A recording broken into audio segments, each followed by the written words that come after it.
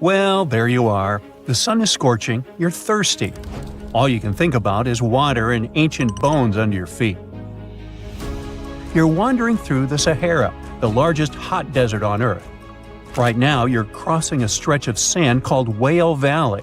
And all over these 75 square miles of land, fossils cover the ground so thickly that you can't help but step on them. Paleontologist Hesham Salam says it's an unusual picture in this place. The bones are poking right out of the cliffs, as if they're calling to you to come check them out. You can spot ribs scattered all over the place. Look at these vertebrae. They're giant. Ooh, the creature they once belonged to must have been up to 65 feet long. The fossils show that the animal had a streamlined body like today's whale, but still had features like hind legs and feet. For scientists, it means a very exciting thing. They might have discovered a fully intact skeleton of a prehistoric whale. It was an animal that lived in this area when Egypt was underwater. You see, today, the Valley of the Whales is the world's largest ancient whale graveyard.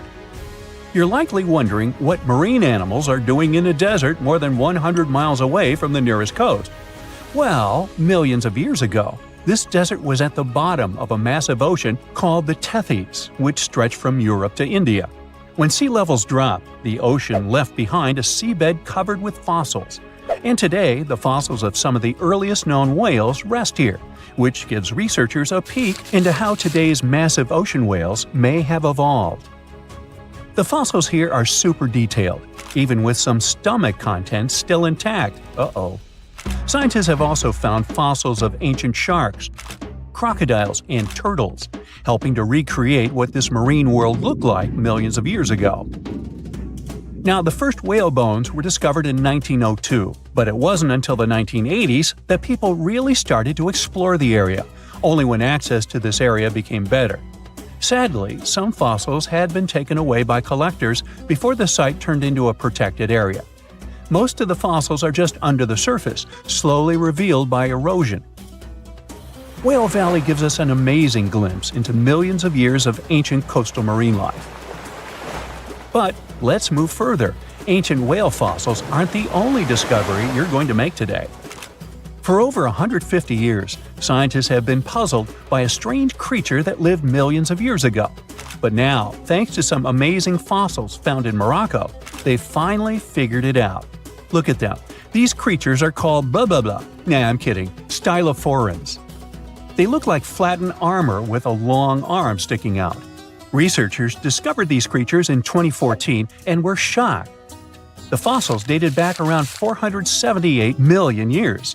They found around 450 specimens, and to their surprise, some even had soft tissues preserved, which is super rare. Before this, they only knew stylophorans from their hard parts. Originally, scientists thought these creatures were good old echinoderms, animals like sea urchins and starfish.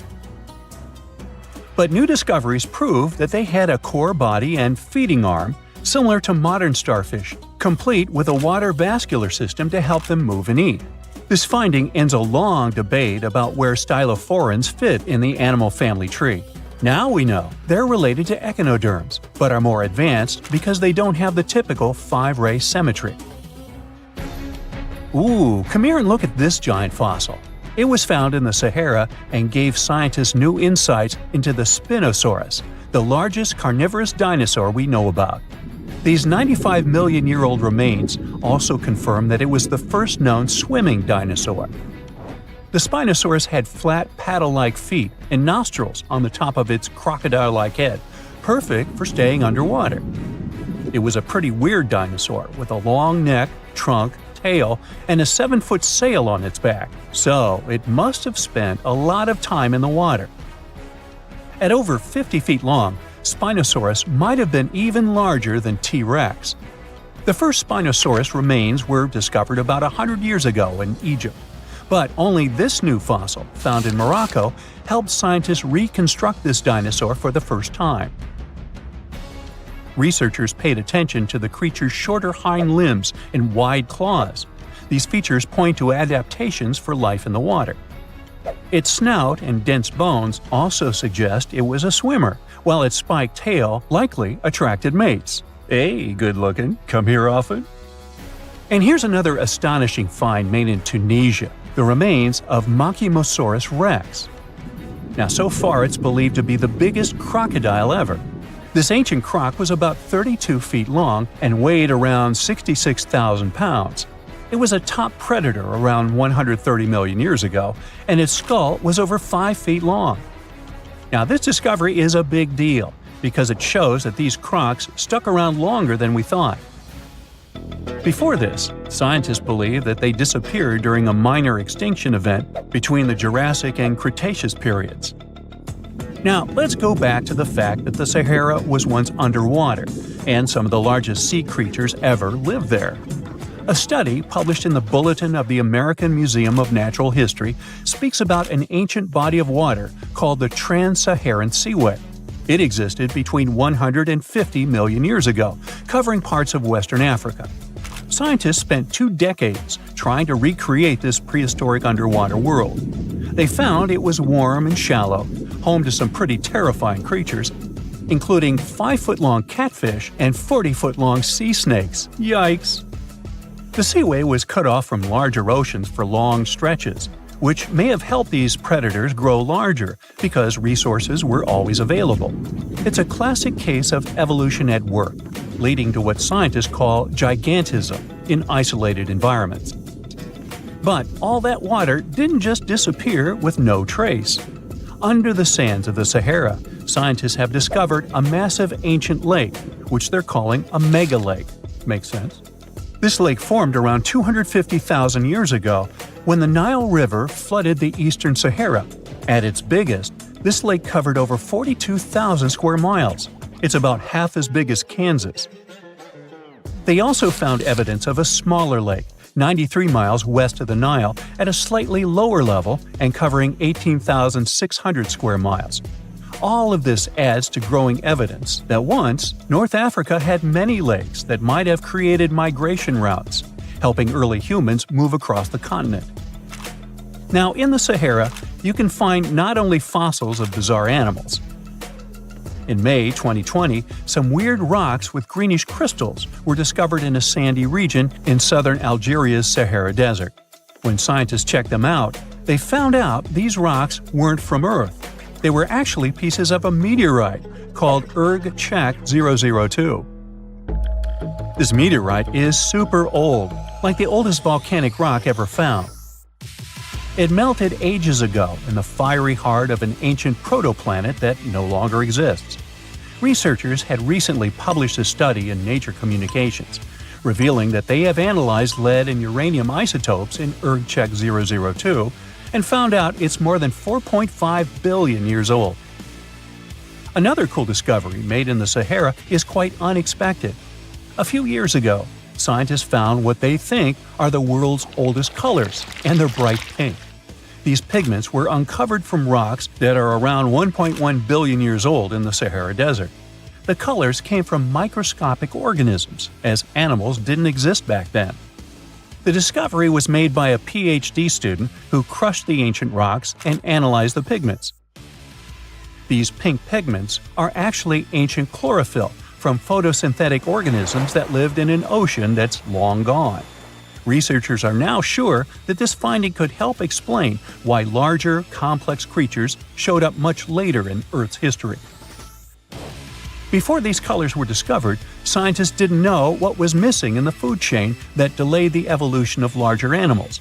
Now they understand that tiny cyanobacteria were at the bottom of that chain. Apparently, this discovery is not just about finding some old pink stuff.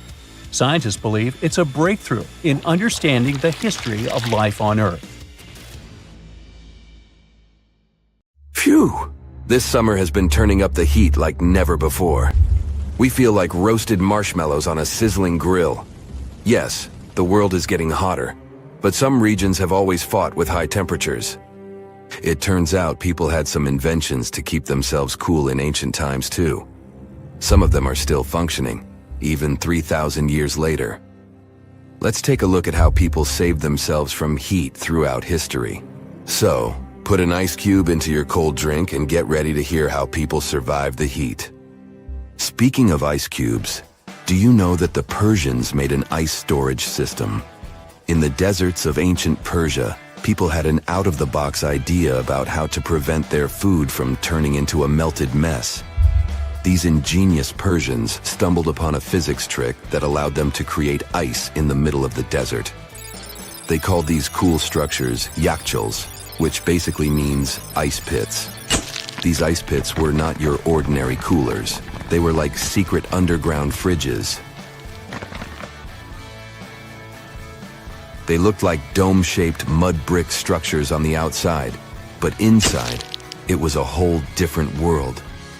These ice pits had an evaporation cooler system that worked like magic. At night, when the desert cooled down, Persians made use of the radiative cooling effect. They set up cleverly designed trenches to hold thin layers of water. The water froze, defying the desert heat. Then there were underground square storage areas.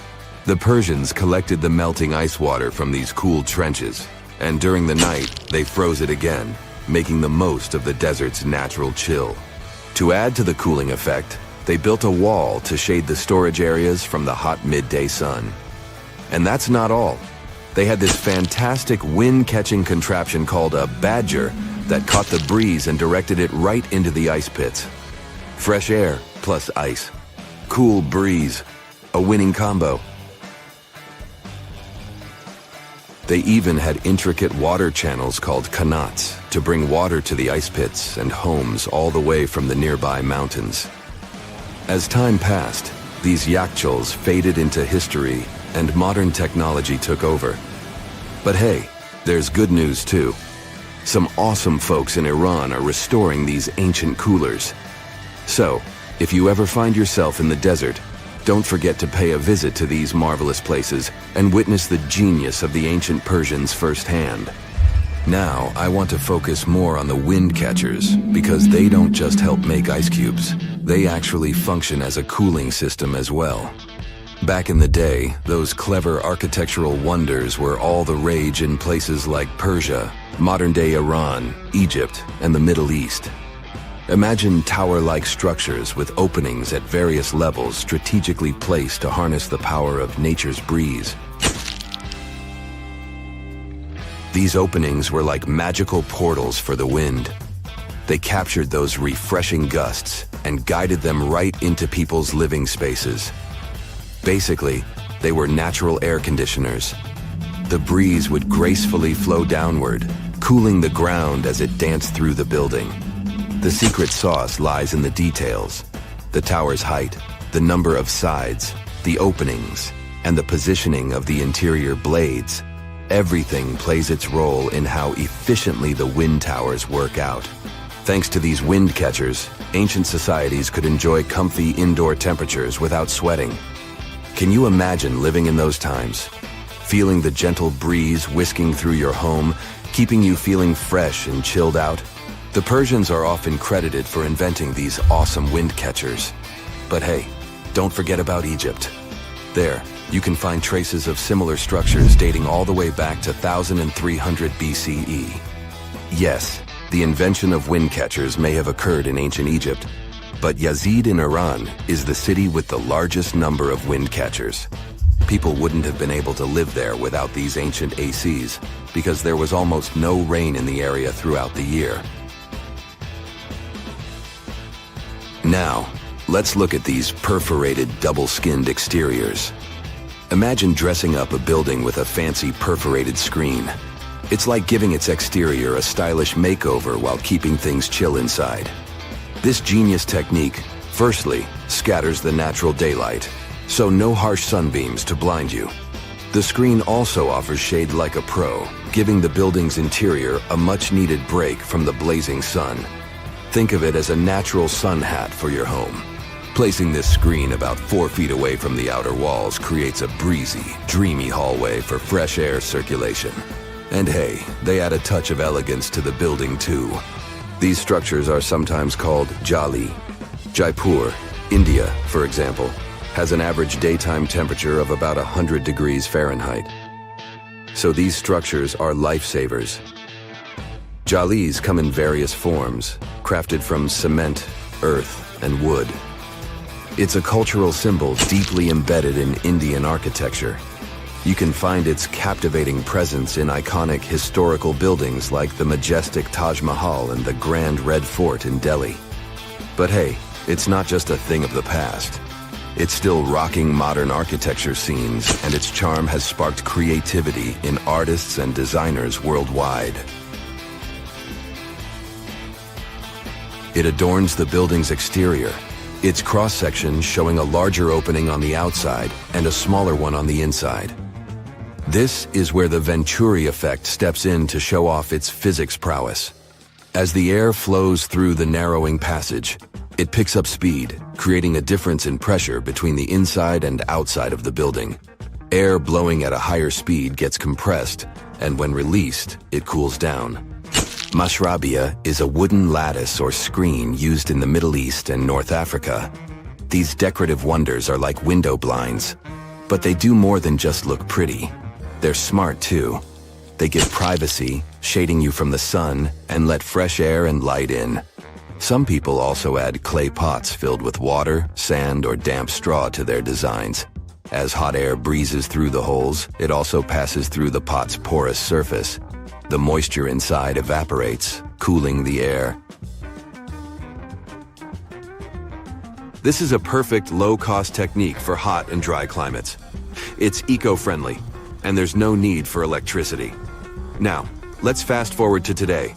Designers are getting creative, mixing traditional wisdom with modern tech. At the Al Bahar Towers in Abu Dhabi, they've got it too. Picture over 2,000 hexagonal panels that dance with the sun's movement, providing shade to the building's interior. Water evaporation was another secret weapon for ancient people. Simple, yet super effective. Plus, ancient Egyptians hung wet mats and curtains in doorways. When the air passed through them, it cooled down, providing a relief from the scorching sun. Ancient architects were the masters of maximizing airflow. They knew how to cross-ventilate and let hot air escape while inviting cooler air to the party. Speaking of ancient Rome, bathhouses were the place to be back then. It was like a community hub. People gathered to chat about politics, play sports, and, of course, take a relaxing dip. The Frigidarium was the cool spot in Roman baths. After a steamy soak in the Caldarium, Romans dashed to this giant pool to chill out. Then in some places, like Cappadocia in Turkey, people went underground to hide from the heat. They carved cozy dwellings in volcanic rock, harnessing the Earth's natural cooling powers. So the lesson here is simple. Architects and designers can create wonders by combining local traditions with smart tech. California's Death Valley boasts the highest officially registered temperature to date, with 134 degrees Fahrenheit in 1913. Meanwhile, Africa's sweltering record stands at 131 degrees Fahrenheit in Kebili, Tunisia, as noted in 1931. In Europe, the highest temperature ever documented reached almost 120 degrees Fahrenheit in Sicily in August 2021. Then, in 2022, the UK had the hottest summer of all time. Ah, the desert welcomes you with challenging conditions of abandoned environments and extreme temperatures. Hey, some of us would prefer dessert, chocolate, over sand and rocks. Oh well. Just like cactuses and camels, buildings have had to adapt to these conditions. Here are some examples of astonishing structures in deserts. These structures are called earthships. They're located in a New Mexico desert town. A large community of like-minded people lives in them. What's even more interesting is that the location of these buildings is registered as dumpsters. Maybe it's because all these structures are made out of old tires, bottles, and cans. Earthships operate using green building principles. About 40% of a typical earthship is built with natural or recycled materials. Imagine the walls made up of hundreds of used tires packed with dirt. Then there are layers of floor-to-ceiling passive solar windows. They gather the sunlight during winter and reflect it in the summer to keep the structures at a reasonable room temperature. You can see plants in corridors and glass bottles or aluminum cans stuffed inside walls. Certainly a distinct house in many ways. Mike Reynolds is an architect who noticed the alarming waste and consumption levels in the 1970s. He designed a fully sustainable home out of cans back then. Almost 40 years later, he becomes the one who brings together all the other Earth shippers. Reynolds drove a Mercedes, but it ran off of the vegetable oil he picked up at fast food restaurants in town. A standard 2-bedroom, 2-bathroom Earthship costs about $250,000 in this town. Yet there are Earthships like Dobson House that can cost as much as $1.5 million. If you do it yourself, with family and friends, you can eliminate the cost of labor, and it becomes relatively less expensive. Let's assume you're really going to build one. Where can it be? Well, anywhere. Earthships currently fit in the cold, dry air of Canada, as well as the hot and humid climate of Haiti. This is the Mirage Mirror House. It's an installation set in the Southern California desert. Mirage opened in 2017 as part of a contemporary art exhibition. It's composed of mirrors. This minimalistic structure blends with the environment around it. The doors, windows, and openings have been removed to create an amazing experience. What you have in the landscape is reflected back to you. How's it made? With mirrored surfaces. At night, the distant lights refract from the mirrors. In the daytime, the sky is transformed into banks of clouds. There's no fixed scenery in this house. How about seeing a futuristic structure in the deep desert? Architects designed a concept home that pairs perfectly with Elon Musk's Cybertruck. The house has a post-apocalyptic theme. When I say post-apocalyptic, it's because I can't say it. Anyway, the house is designed to survive in a disaster scenario. The Cyber House has steel gates, the windows are armored, and the exterior walls are made out of super strong material. Modern house is controlled by an autonomous geothermal heat pump. To put it in less sci-fi terms, you can keep the internal temperature steady.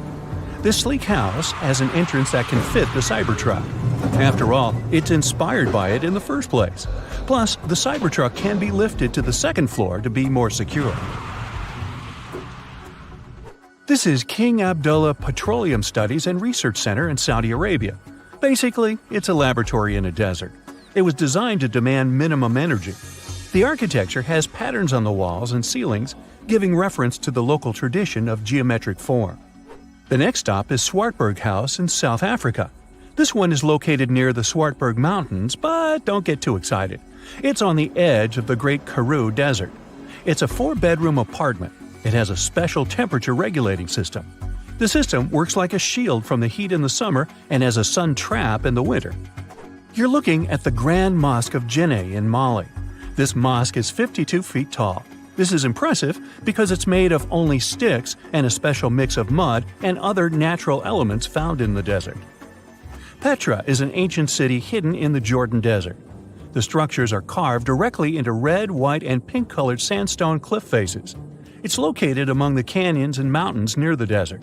The place was a trade center many years ago. You might already see pictures of the impressive facade of the treasury. This structure still holds many mysteries in it.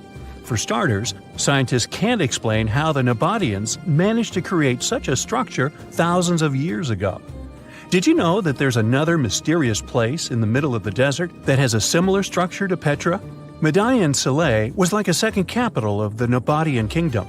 Yet another secret they left for us to decipher. It has over 100 decorated tombs and more than 1,000 non-monumental graves. Plus, inscriptions and cave drawings are also here, again surrounded by sandstone. This wooden shack was a post office once. The structure is in the Tengger Desert of Mongolia. It's surrounded by nothing. Sand is the only thing that accompanies the lonely structure. The building is only 23 square inches. As you can guess, it didn't get too many visitors. It was abandoned for over 35 years. Its fate changed one day when a woman discovered the building. Mrs. Zhang and her friend came up with an idea. They were going to reach businesses and people who wanted to send letters and postcards from the world's loneliest post office without actually visiting the place. It worked. The post office rarely gets visitors in place, but it's busy online.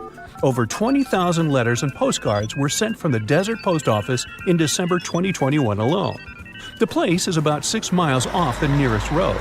A post truck picks the letters up and hits the road for delivery.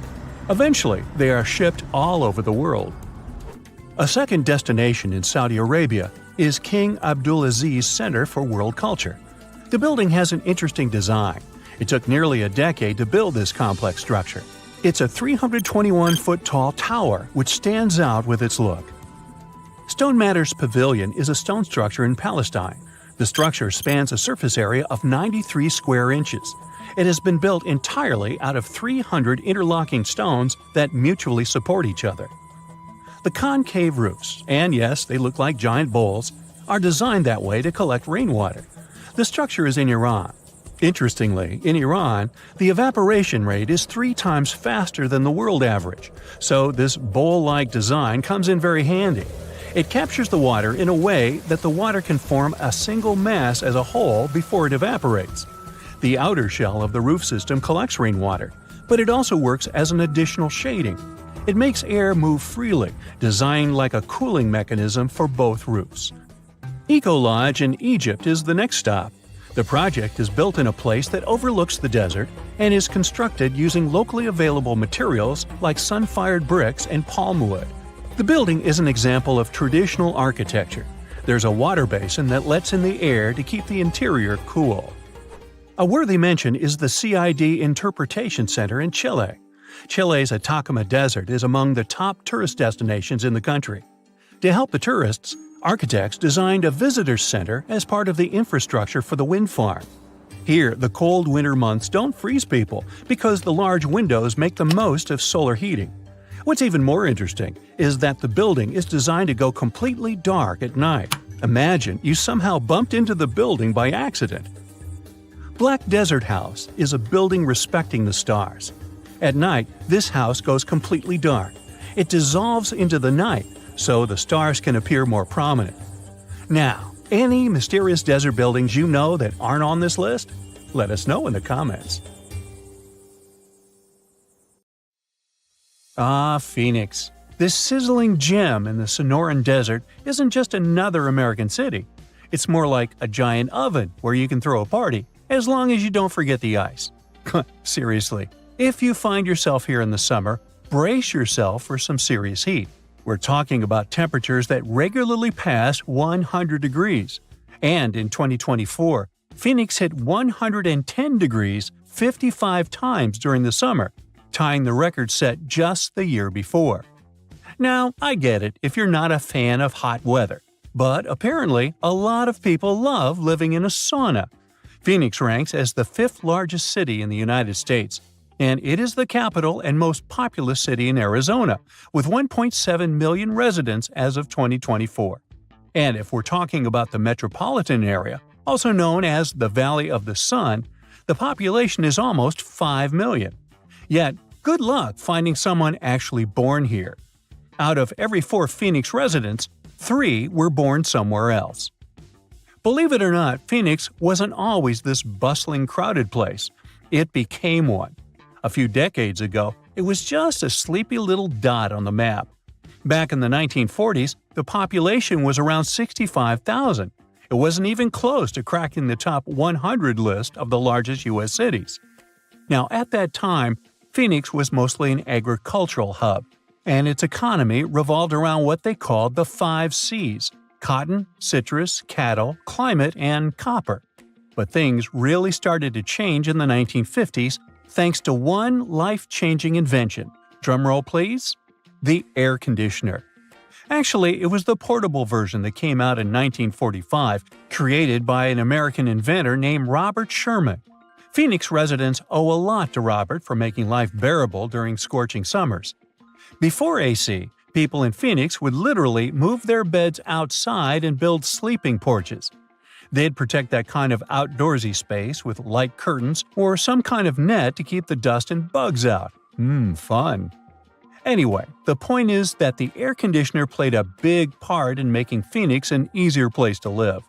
Since the 1940s, this city in Arizona has transformed from a dusty little town into a sprawling urban jungle, and it's still one of the top 10 fastest-growing metro areas in the U.S. The best part is, it looks like that won't change anytime soon, since this 519-square-mile metropolis is surrounded by rolling desert, with plenty of room to keep growing as far as the eye can see. So, who's dropping everything to move to Phoenix? Well, Californians are the city's biggest fans. According to a recent survey, A third of all new renters moving to Phoenix come from Los Angeles. Okay, that survey might not be the most reliable since it only applies to the source's clients, but it does line up with U.S. Census Bureau data from 2019, which says that 70,000 Californians moved to Arizona in the previous year. The connection between Phoenix and LA is so strong that some people even call Phoenix the next LA. You've got to give Phoenix credit for capitalizing on its proximity to Southern California. The city offers lower taxes, fewer regulations, and lower costs of living, which makes it a magnet for businesses, especially in high-tech and service industries. So, in the 90s, Phoenix was considered a non-stop generator of jobs. In the last few years, we've seen the number of jobs only go up, and the unemployment rate has dropped by nearly half, going from 6.3 in January 2014 to 3.4 in the same month in 2024. Now, when it comes to big city problems, you can't avoid talking about traffic. But here's another reason why Phoenix is a dream city. It doesn't even come close to the traffic nightmares you find in places like LA. Estimates show that people in Los Angeles waste about 119 hours a year just sitting in traffic. But in Phoenix, it's more like 61 hours. Huge difference, huh? And let's not even start talking about the money people waste just sitting in traffic. In LA, drivers burn through about $2,440 worth of gas per year. In Phoenix, they waste 25 gallons of fuel, which ends up costing about $952. Yeah, that's still a lot of cash, but compared to LA, come on, that's a steal. Phoenix being okay in terms of traffic might have a lot to do with how the city was designed. Just take a look at a map of Phoenix. You'll notice it looks like someone took a ruler and drew perfectly straight lines for the roads. That's because the city was laid out in a grid system. This setup makes it so much easier to get around, especially compared to cities full of confusing twists, U-turns, and one-way streets. It just simplifies things, whether you're a local or a tourist. Plus, Phoenix has nice wide streets. Most cities have one major road and a bunch of narrow streets that just can't handle heavy traffic. But Phoenix has wide roads everywhere. So, when the freeways get jammed, you can just hop onto a parallel street and still get to work without stressing out too much. When you look at all the job opportunities and the relatively smooth traffic, it's no wonder people are willing to put up with the heat and move to Phoenix. But don't get it twisted, the heat is no joke. It is really, really hot and sunny out there. We're talking about 300 days of sunshine on average, or about 85% daylight hours per year. But once again, Phoenix has made the best of it. And all that constant sunshine has turned Phoenix into one of the top solar energy cities in the country. Now, you may be wondering, a city in the middle of the desert with barely any rain, do they actually have enough water? Well, they do. Phoenix has its water situation pretty well sorted out, thanks to multiple sources. I mean, they don't rely on rain alone, which is a good thing because, desert life. Most of their water comes from way up north and east of the valley, where snow melts off the mountains and flows into giant reservoirs, storing it up for those dry years. But most of Phoenix's water comes from the Salt River Project, which brings water through canals and pipelines from the Salt and Verde rivers. Then there is the Central Arizona Project, which transports water all the way from the Colorado River. They even get a bit of water from underground wells. And Phoenix doesn't want to waste a drop, so they're smart about recycling, reusing treated water to keep parks green, and even recharging their groundwater. Since Phoenix is all about sunny skies nearly every day of the year, it's normal that people can get a little moody when it actually rains. But here's the thing. Phoenix always gets a surprise up its sleeve, even when it comes to bad weather. When it rains in the deserts, locals get treated to this unique earthy smell. It's thanks to the creosote bush, a desert plant that releases an amazing fragrance when the rain hits it. People describe it as the smell of rain, and honestly, it's one of those fresh, clean scents that makes you forget you're in the desert for a second. And if you've never stopped to think about why Phoenix is called Phoenix, well, it's based on that famous legend of the bird that rises from the ashes. Now, after knowing all the special things about this city and its unique ability to turn challenges into advantages, we can say the name couldn't have been better chosen.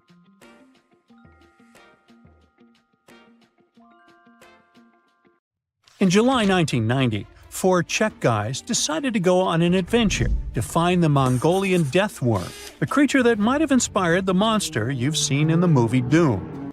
They say it lives somewhere deep in the Gobi Desert, so they flew to Mongolia, hopped into an ATV, and hired some local guides to help them. All that to meet a creature that is up to 6 feet long, can spit acid that could melt anything, and is capable of shooting electricity at those it doesn't like. Legend says that these friendly guys spend most of their days hiding underneath the sandy dunes, but they'd like to come out during the wetter months of June and July. So the timing for a spotting was simply perfect. But the crew needed to figure out how to lure the creature. Sadly for them, no one knew what the giant worm liked to eat. So they built a thumper, which is a machine that made rhythmic pounding noises. They were hoping it would call the worm out of the ground. For 2 months, they searched the vast desert, crossing dunes and rocky plains, looking for any sign of the creature. But alas, it didn't really work out. Ivan McCurley, who was the leader of the 1990 expedition, came back to Gobi Desert again. He once tried to attract the megaworm with blasts, and the second time he used a small airplane to scout the dunes. Over the years, groups from America, Britain, and New Zealand organized big expeditions to the Gobi Desert to try and find the creature. Many others came from all around the world on their own and found nothing. The people in the West first found out about the megaworm of the Gobi Desert thanks to an American paleontologist, Roy Chapman Andrews. This brave man was probably the inspiration for Indiana Jones. In 1926, he wrote about the creature in his book. At a meeting with Mongolian leaders, Andrews heard detailed descriptions of the creature, even though none of them had ever seen it themselves. One of them described it as looking like a sausage, about 2 feet long, with no head or legs. According to him, the worm was so venomous that just touching it could instantly take your life, and it lived in the loneliest parts of the Gobi Desert. Andrews didn't think the creature was real, but he shared these stories again in another book.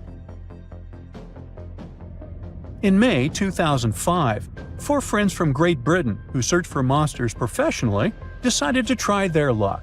They made drawings of the worm and hired local people to hand out flyers all over the Gobi Desert.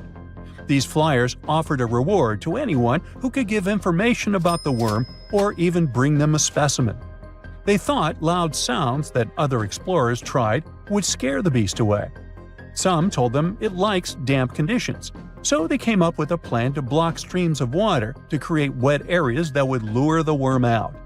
Their plan didn't work because it was too hard to build dams in the desert. They ended up using small traps, but didn't find any actual proof that the worm existed. But they did meet locals who shared interesting stories about strange creatures they had seen over 70 years. Over the years, stories of the monster spread around the world. In some of them, it's only 1 foot long. In others, it's as large as a human. It's white-gray or scaly and brown, or maybe fleshy and bright red. Someone said it resembled a snake, or maybe a caterpillar, or maybe it has wings and can fly. And some believe it could be a supernatural evil being without a body. Maybe the stories are so different, and the search operations are so fruitless because the creature doesn't even exist. Or it could be one of many cryptids. Those creatures like Bigfoot, Yeti, the Loch Ness Monster, their existence has yet to be proven. In 1983, one scientist who was visiting the region heard that an old man had managed to catch the mysterious worm. He also learned there was a nest nearby. The scientist bravely approached the hole in the sand and put his hand inside. A giant creature dragged him in, and he was never seen again. Just kidding. He actually found a Tartar sand boa inside. It's a chunky, burrowing, non-venomous snake that has small eyes and gray-brown scales. He showed it to the locals to verify if it was the monster, and supposedly all of them said yes. Most Mongolians who know about the worm still believe it's real. Now, even though people call our supposed monster a worm, It's just what it sounds like in the English translation. Many Mongol cultures have used this word for centuries to refer to any animals they thought to be really dangerous, especially snakes, even non-venomous ones. So, it doesn't have to be a literal worm after all. Worms are soft and squishy, but a creature living in the harsh Gobi Desert would need to be tougher, more like a snake or a type of lizard without legs. Neither of these creatures can shoot electricity or spit acid like they say the death worm does. But some snakes, like cobras, can spit venom that's dangerous for people. If it were real, the creature would have a backbone, and explorers searching for it would likely find some bones or evidence left behind. And there are actually fossil remains all over the Gobi Desert. Scientists found representatives of over 80 dino groups here over the last almost 100 years. It all started with the world's first dinosaur egg nests. This discovery changed all the scientists knew about dinos. It was the first proof they laid eggs.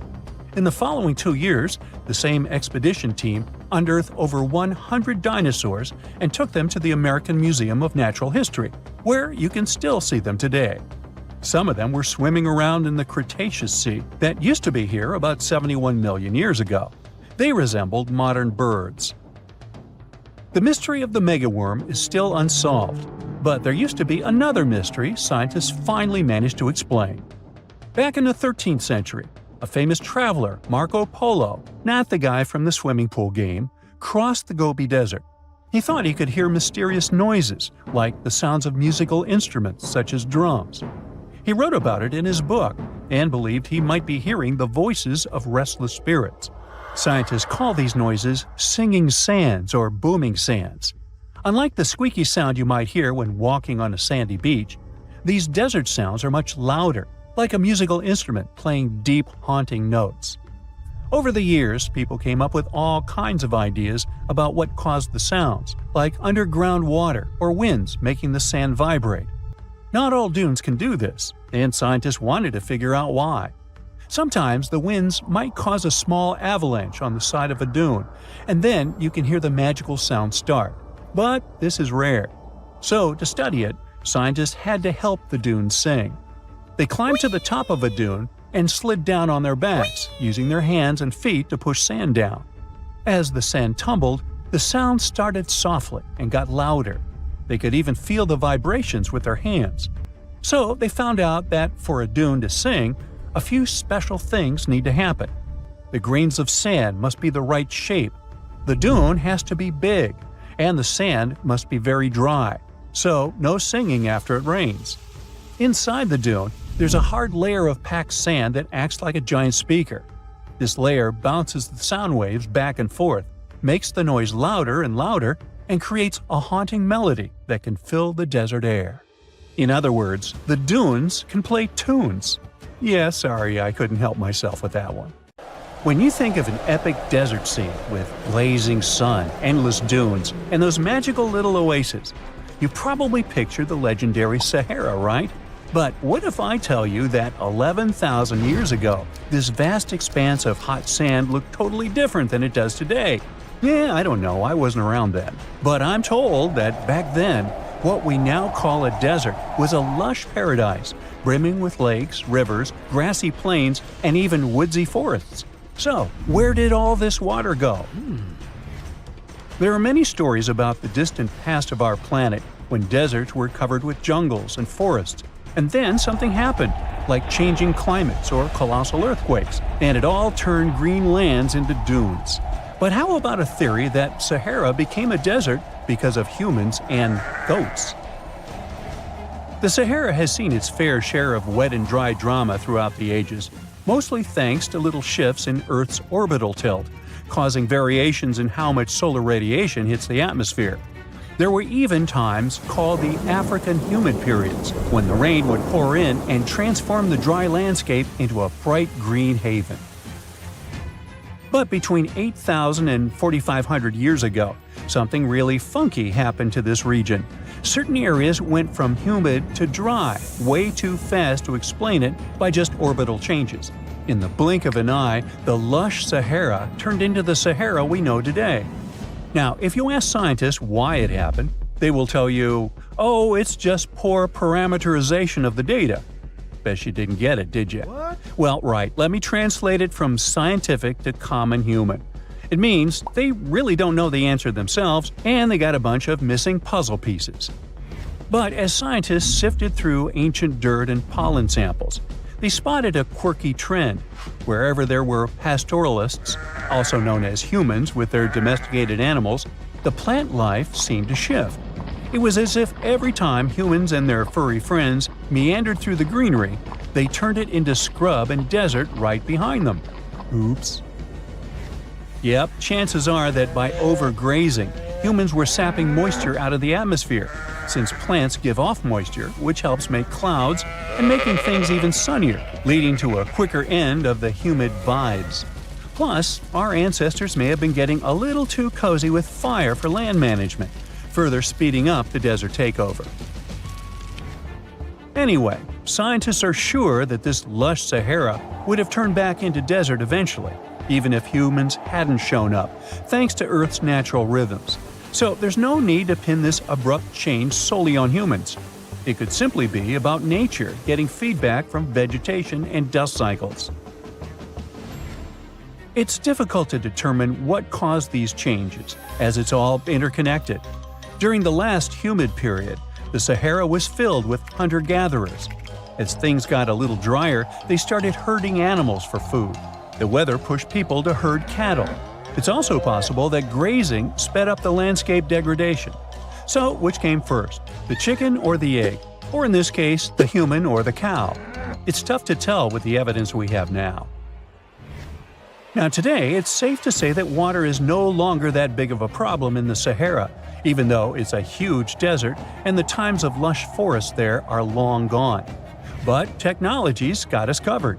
For example, the Nubian Sandstone Aquifer System, the biggest underground water stash on the planet. It's nestled beneath the Sahara Desert's eastern edge and stretches across 4 northeastern African countries – Sudan, Chad, Libya, and Egypt, covering a whopping 770,000 square miles and holding around 36,000 square miles of groundwater.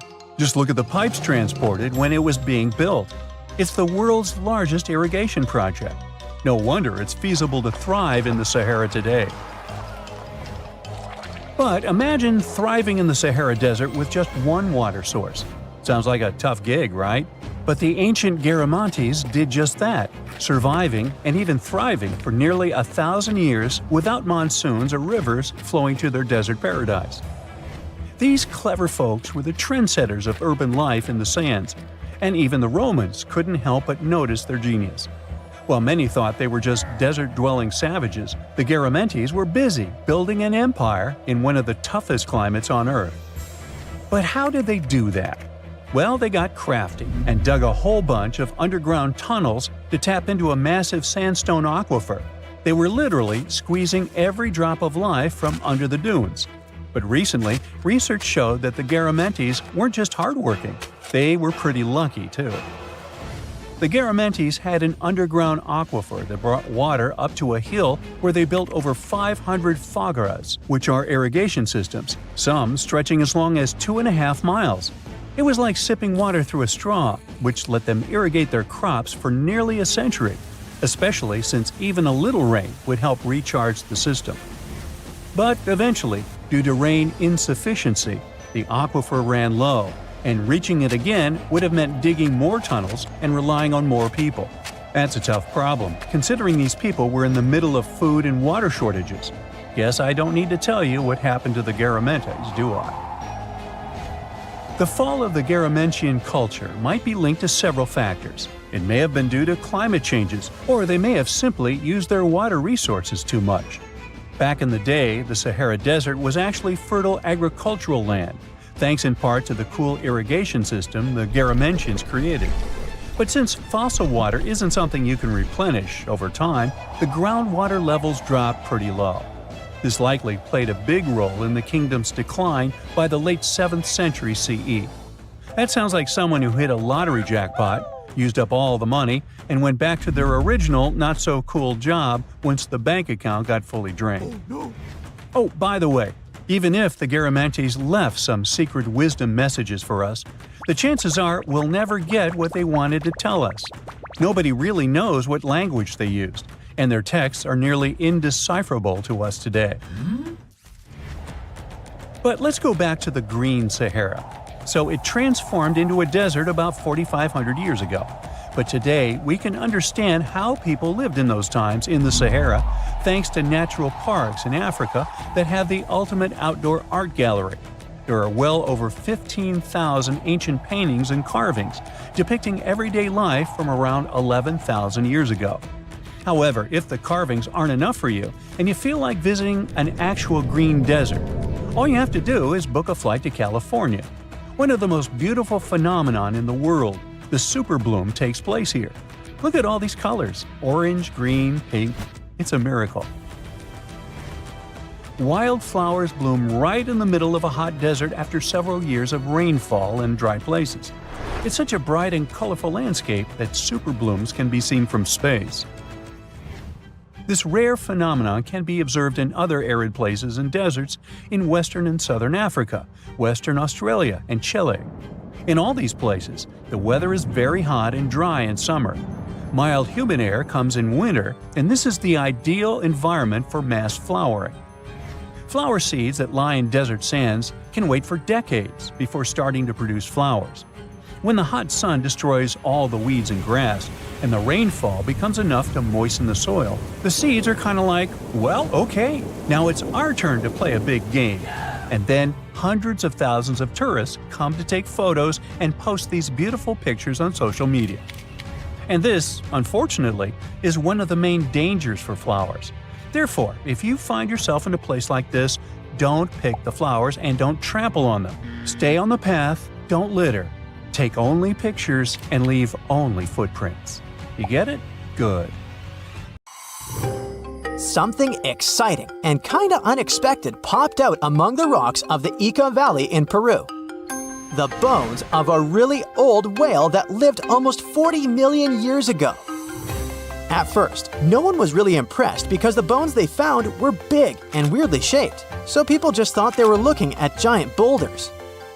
I mean, that's cool too, but things got way better when they realized those were the remains of a very large ancient animal that roamed along the coast of ancient Peru.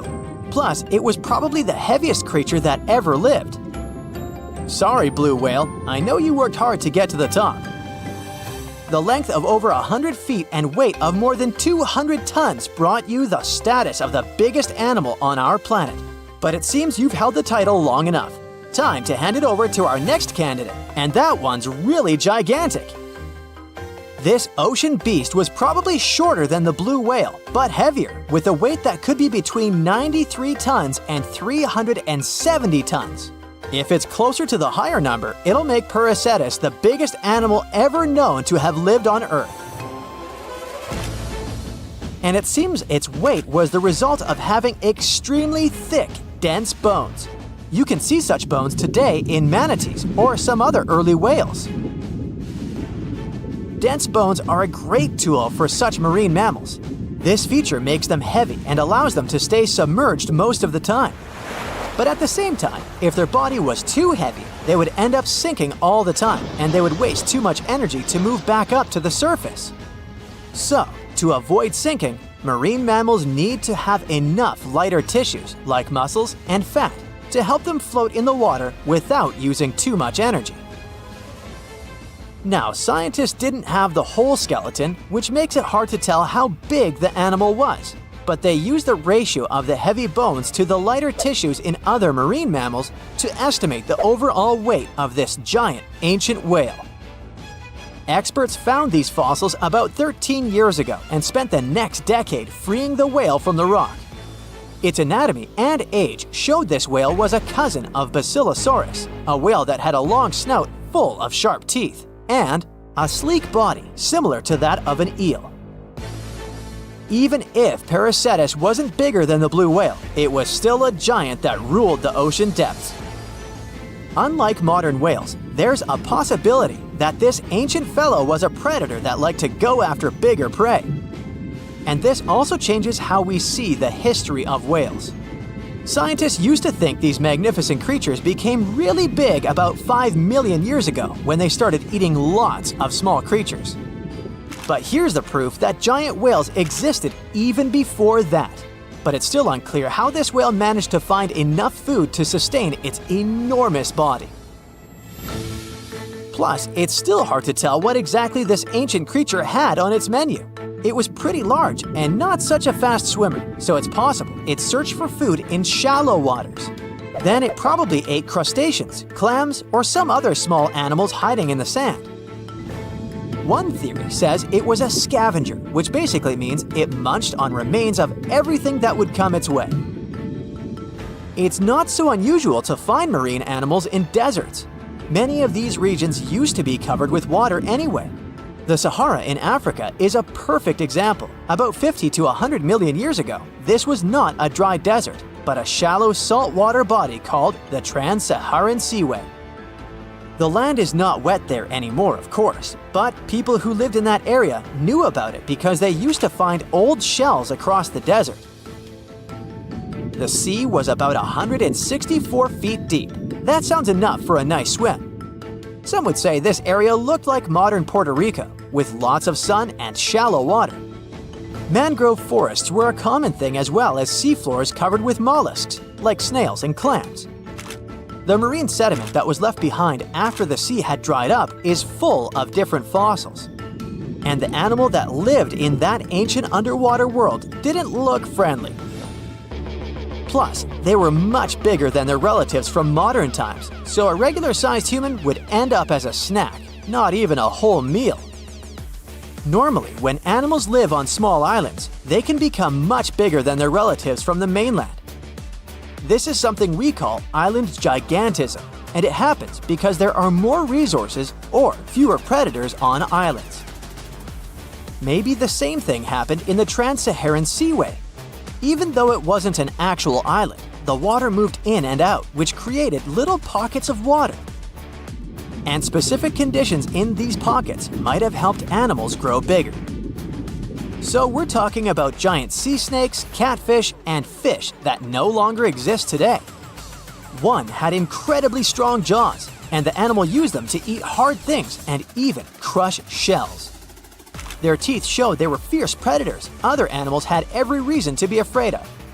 They went through some changes when it came to diet, similar to some types of piranhas. And the competition to get to the top of the food chain wasn't a joke. Not when there were also such large predators as sharks, crocodiles, and ancient relatives of elephants. Sahara went through different phases. If you could use a time machine and take a peek at Earth's largest hot desert as it was about 6,000 years ago, you wouldn't have to struggle with sand and heat. You'd have a nice walk through a green and pretty lush place. In the past, people who lived in that area didn't leave drawings on cave walls that showed camels, sand dunes, and scorpions. All those things you'd see in today's Sahara. Instead, they drew crocodiles. That's additional evidence that the Sahara used to have a lot of water and plants enough to support these big yet scary animals. Around 3 billion years ago, Earth might have been mostly covered with water. Today, it's about 71% of its surface, but it seems that our planet used to be a giant ocean world with no continents at all, just some scattered islands. Scientists studied special rocks in Western Australia that formed in a place deep under the ocean called a hydrothermal vent system. To explain this better, it's important to mention two common oxygen types, O16 and O18. O18 is heavier because it has extra neutrons. O16 evaporates from water more easily, and as researchers studied an old ocean floor, they found a lot of O18, more than in today's oceans. This way, they realized ancient Earth had less dry land than Earth today. Australia is a good spot to conduct these studies because a long time ago, it also used to be a beautiful place with large animals and lush rainforests. But as time went by, the land became drier and Australia had more deserts formed, such as the Great Victoria Desert. Rainforest remained only on the edges of the continent. What happens with deserts across the globe is called desertification. That's when land that used to be good for growing things turns into a desert or something similar. Our planet changes over time, together with its climate. But desertification also happens because of human activities, like mining, farming, and building cities. And when land turns into a desert, it's a problem because it can't support people and animals anymore. Food doesn't grow there. There's not enough clean water, and animals lose their homes. To help with this problem, there's a plan many countries agreed to. They decided to work with farmers to take care of the land, fix damaged areas, and manage water better. All in all, to make our planet a better place for life. Now, if you were to check out the Sahara from space right now, instead of a barren wasteland, you'd spot a surprising sight. Dry land sprinkled with some lakes and rivers in Morocco and Algeria, all thanks to some heavy rains in early September 2024. These aren't oases. This is just the Sahara going back to the factory settings. Believe it or not, eons ago, one of the biggest deserts on Earth was actually a lush paradise full of greenery. Let's first see how the Sahara turned into a desert. During the last ice age, Earth was much colder, and big ice sheets covered a lot of the land. At that time, the Sahara Desert was significantly bigger than it is today, and on our planet there were fewer tropical forests, and the cooler temperatures changed how rain was distributed in the tropics. Now, normally, warm air rises in the tropics, which helps create rain. Since it was colder during the Ice Age, this system got, well, messed up, and less rain fell in some areas. This caused more dry and desert-like conditions in places that are usually wetter. There was also a lot of dust blowing around in the Sahara Desert, which scientists found in old ocean sediments. But about 12,500 years ago, something surprising happened. The dust levels went way down. This meant that the Sahara got a lot wetter, which is a sign that the climate suddenly warmed up for a while before cooling down again. After 12,500 years ago, the Sahara became a much greener place, like a savanna, because a weather pattern called the Intertropical Convergence Zone, a mouthful indeed, moved north during summer. This wet period was at its best around 4,000 years ago, when temperatures were a bit warmer than today. At that time, more rain fell in the Ethiopian highlands, which made the Nile River carry more sediment. However, there was another big change called a Heinrich event, which caused the Intertropical Convergence Zone to move back south. This led to the Sahara and Arabian regions drying out quickly. Because of this, the Nile River had much less flooding between 2700 and 2100 BCE. Long story short, well, too late for that. The Sahara has gone through wet and dry cycles due to changes in the climate and weather patterns over thousands of years. Up until recently, we've known about the Sahara in its dry era. But in September 2024, an unusual cyclone rolled through. It hit Morocco, Algeria, Tunisia, and Libya, and filled those dry lakes and rivers. The satellite images from NASA of before and after the rains are stunning. It's like the Sahara has had a makeover. Some areas in North Africa received up to 8 inches of rain. For comparison, Seattle gets about 40 inches per year, only 5 times what the Sahara received. I say only for one simple reason. Seattle has a reputation for being quite rainy, while the Sahara does not. The tricky part is those 8 inches. Essentially, the entire yearly quota for this area fell in a matter of moments. So, in a way, it might have felt rainier in the Sahara than in Seattle. The mountains funnel the water into ephemeral lakes in northern Algeria, which recently expanded to over 70 square miles and reached depths of more than 7 feet. That's enough water to sustain it for a year.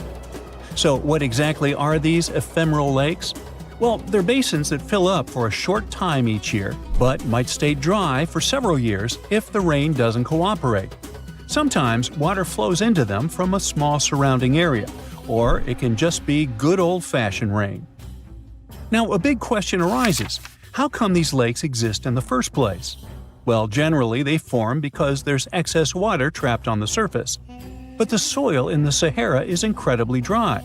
Shouldn't it act like a sponge? It must be thirsting for moisture. Well, think about how eagerly your potted plant drinks up water when you return home from a vacation. However, no matter how parched it is, dry soil can only absorb a limited amount of water, which is often quite small. And just like your potted plant, it doesn't necessarily drink it all. You might simply be overwatering. Or, if you check the saucer below, you could find a mini flood. Another significant factor preventing the soil from absorbing water is the lack of vegetation. Under normal conditions, trees, shrubs, and various plants help retain moisture.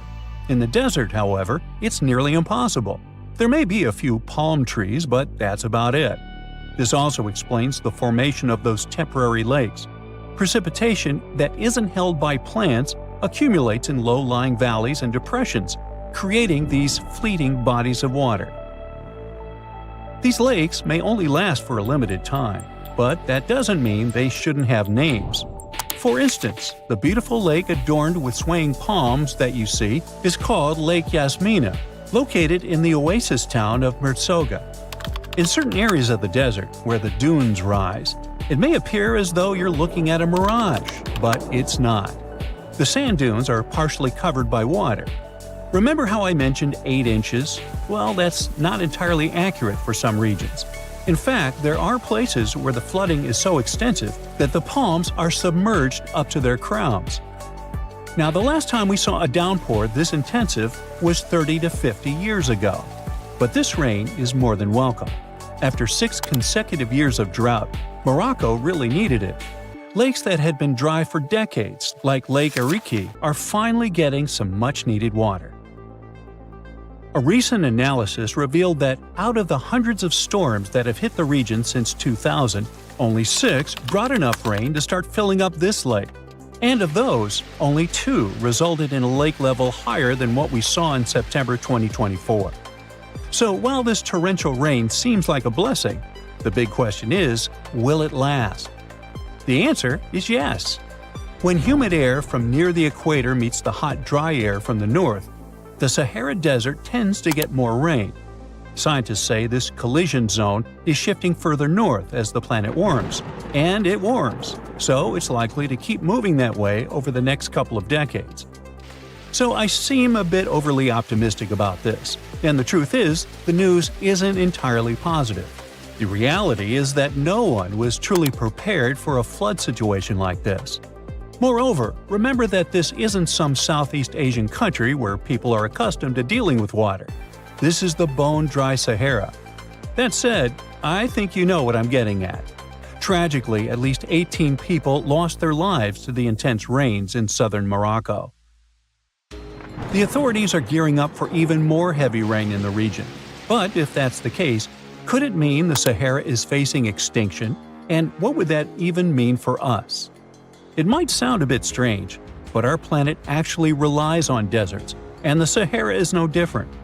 At first glance, it may seem like a barren wasteland, and it's nothing to write home about. But deserts play a crucial role in our ecosystem. They act as major carbon storage sites and are considered net carbon sinks, with the Sahara alone holding an estimated 1 trillion metric tons of carbon. In the fight against climate change, these existing deserts are like a buffer, helping to keep the temperatures within acceptable levels. Yeah, deserts are scorching hot, but they act as the world's air conditioning. Plus, desert sands are an unexpected source of nutrients for lush areas like tropical rainforests. Believe it or not, scientists have found that the sand particles from the Sahara have a hand in nurturing the Amazon rainforest. These particles travel across the Atlantic Ocean, riding the winds all the way to South America, where they enrich the soil in the Amazon basin. Without the Sahara, experts believe the Amazon rainforest could face serious collapse.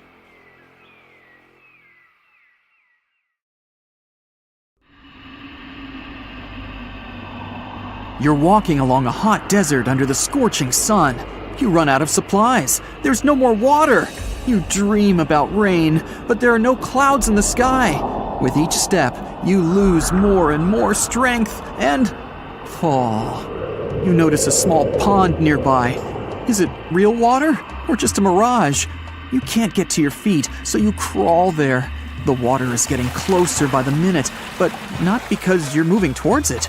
It's the water approaching you. In a few minutes, the pond area increases. Here, you're already in it. A small lake is formed, 60 feet deep, at the place where the piece of desert was. This real event happened in 2014 in the Tunisian desert. No one knows exactly on what day the lake appeared, since this part of the south of Tunisia is sparsely populated. At first, shepherds passing by saw the lake and didn't believe their eyes. In the next few hours, hundreds of locals came running to the place. They began to swim, jumping into the water from the surrounding rocks. But a few days later, something strange happened to the lake. In the beginning, it was a crystal clear turquoise blue color, but then it turned dark green. People didn't attach any importance to this and continued to swim. They shouldn't have done that. The scientists and geologists arrived and immediately announced that it wasn't safe to swim in the lake. Muddy green water means the lake is stagnating. It's not refreshed, it's not fed by underground springs. Now the lake is filled with algae and a lot of harmful bacteria that can cause serious diseases. They also found out that this region of Tunisia is filled with huge deposits of phosphate. This substance can disintegrate and leave radioactive traces. The lake can be carcinogenic, toxic, and hazardous for any living organism. But people didn't worry about this too much.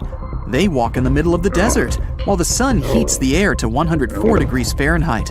Most of them are unlikely to refuse to jump into cool water, despite the warnings of scientists. Until now, no one knows exactly the reason for the appearance of the lake. Some scientists believe the lake was formed because of heavy rains. The lake is surrounded by rocks and is located inside a canyon. The water could just accumulate after each storm. Some geologists think an earthquake was the cause of the lake. A small seismic activity provoked the rupture of the Earth's rock above the water table, and through this hole, all the water splashed out. And if this theory is correct, then the lake can be pulled back underground through cracks. This is the same as when you pull the plug out of a drain hole in a filled bathtub. Any small earthquake is like pulling the plug out. Therefore, if you find yourself in these places, don't swim in this radioactive lake. We're going to the Caribbean Islands region. Among the clear blue sea, you can find a unique lake. It's located on one of the Paradisical Islands. You may not even notice the lake right away. The entire territory may seem like a huge concrete platform, but the main thing is not to step on its surface. Pitch Lake is a lake filled not with water, but with liquid asphalt. This is the largest asphalt deposit in the world. Steam is coming from all over the lake as it's hot. The depth of this lake is 250 feet. An entire passenger Boeing could fit there in an upright position. The lake is not fully studied, but scientists believe there's a deep fault in the Earth's crust under it. A huge amount of oil seeps through it. It passes through various chemical compounds and turns it into the asphalt. According to rough estimates, there are about 10 million tons of hot material inside this place. Theoretically, no life can exist in such conditions, but scientists have discovered a colony of microbes. Somehow, these creatures have learned to survive here. This also suggests that life outside of our planet may exist. The largest moon of Saturn, Titan, has many hydrocarbon lakes on the surface. And if the simplest forms of life appeared among 1 million tons of molten asphalt here on Earth, then nothing prevents them from appearing on Titan. We're going to Indonesia, to the island of Java. You need to climb a large volcano to see the next phenomenon. The volcano is overgrown with grass and trees, but it doesn't seem to be sleeping. Smoke is pouring out of its mouth. You climb to the top and see a clear lake instead of boiling magma. The blue sky is reflected in its bright turquoise surface. But don't try to jump there. This lake is filled with acid. The magma inside volcanoes comes from the deep bowels of the Earth's crust. The incandescent liquid consists of many molten metals and chemical compounds, and the lake is filled with particles of these metals. In addition, the volcano emits sulfur dioxide gases. When they combine with metals, they form a beautiful turquoise color. You'd better come back here at night. In some places, a lot of sulfur is concentrated. These accumulations come out of the lake and come into contact with the air. When this happens, everything around bursts into bright blue flame. It's safe to observe this from the side, but don't get too close. Nearby, on this island, there's another acid lake. It also releases sulfurous gases into the air, which are easily ignited when in contact with oxygen. And when this happens, the gases burst into a bright blue electric flame. It's difficult to see the flames during the day. At night, you can see these flashes from afar. Our next location is Australia. You start the drone high above the forest area. Among the green dense forests, you can see a bright pink spot. It's our lake. This time, the beautiful pink color may not stop you from swimming. You can relax here and take beautiful photos. The lake attracts thousands of tourists, but scientists have only recently been able to find out the reason for the unusual color. At the bottom of this salty lake in Melbourne, special algae grow and secrete a red pigment. In combination with sunlight, high temperatures, and a small amount of precipitation, it turns the lake pink. By the way, Australia is not the only place with such a phenomenon. There are lakes with a pink tinge of water all over the world. You can find them in Senegal, Bolivia, Kenya, and many other countries. The water of these places is also salty and contains the red pigment of unusual algae. We leave the hot beaches and fly to cold Canada. Here, we see a frozen Lake Abraham. We step on the ice and notice huge frozen bubbles inside. They resemble jellyfish, and there are thousands of them there. This is methane. It's a highly flammable substance. The grass, leaves, pieces of trees, and any organic substances that fall into the lake become food for a lot of bacteria that emit methane. Upon contact with frozen water, methane turns into tens of thousands of frozen balls. When the ice melts, the bubbles burst and sizzle. This phenomenon can also be observed on some shores of the Arctic Ocean. There, the size of the bubbles can reach several times more than balloons. It's a beautiful sight, but it's not safe, since methane ignites when it contacts with air. We're in the coldest place of our journey. It's Antarctica, near the driest desert on Earth. A dry place doesn't mean it has to be hot. It's an area with minimum precipitation. The desert isn't sand and cacti, but a place where almost no living life inhabits. Some areas of Antarctica meet these two criteria. However, in this icy desert, you can notice a tiny lake. Its depth is only a few inches. Technically, it's a pond, but the most amazing thing is that it stays in a liquid form. The temperature here drops to negative 58 degrees Fahrenheit. The pond should be frozen, but this doesn't happen. Don Juan Pond is one of the saltiest reservoirs on the planet. The amount of salt here doesn't allow the water to freeze. Scientists have been studying this lake for more than 60 years, but they still can't find out the exact reason for the appearance of water here. So the Sahara Desert is so big that it covers 8% of the world's territory. It's bigger than the USA or China. Surprisingly, the Sahara is not the largest desert in the world. It is the third largest, behind Antarctica and the Arctic. But it is definitely the hottest one. Temperatures there reach 136 degrees Fahrenheit. This place has some of the most incredible sand dunes you've ever seen, towering up to 1,476 feet. But here's the kicker. There's a real risk that these dunes might continue to spread until they cover the entire world. Surprisingly, the influence of the Sahara Desert extends far beyond its borders. Its dust, carried by powerful winds, makes its way to the UK and across the European continent, particularly in winter. This dust, settling on the ground where it rains, is a familiar sight to those in the UK, often leaving a red residue on cars. This connection between the Sahara, England, and Europe serves as a stark reminder of the global reach of environmental phenomena. You might think this is not a big deal, but it could turn Europe into a desert, leaving its soil infertile and Europeans with no food.